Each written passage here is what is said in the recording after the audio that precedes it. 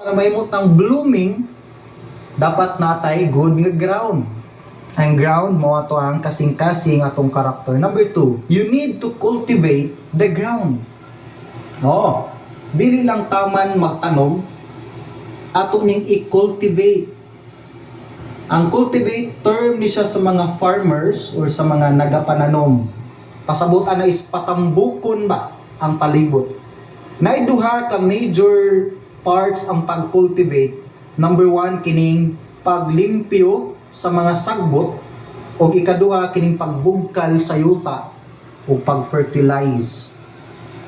So ari sa tas pagpananom, hinumdum ko before sa among nami sa kong lolo, mananom na siyag mais, inigturok na sa mga mais, sundon niya naguna.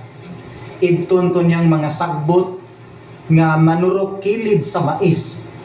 Halos taga-adlaw akong lolo, sige guna, the more magkataas ang mga mais, magsigi sag pangguna. Importante na siya kay ang mga sagbot kung dili gunahan managko mo sup-sup tos nutrients nga unta para dito sa mais. Na kinahanglan siya gunahan. Okay?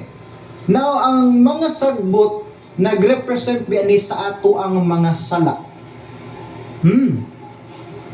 O kinahanglan from time to time ginalimpyuhan, ginahagbasan nato nga atong kinabuhi gikan sa mga sala. Kaya balo ba mo ang sala, number 1 isang babag sa paghatag sa ginugpabor sa atong kinabuhi. Usahay biya wata kabalo nga sala di ay ni. Usahay gani ato pang i-defend, i-justify nga okay lang ni siya. So dapat kay balutaon sa di mga biblical nga principle nga gitudlo na sa Dios nato. Awang Proverbs 28:13.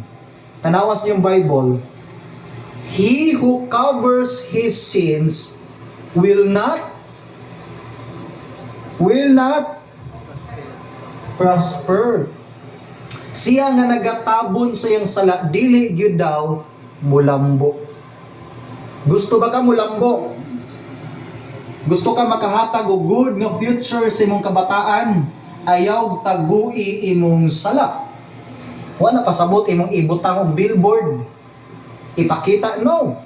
Imo na siyang i-confess. Ingon ng Bible, but whoever confesses and forsakes them will have mercy.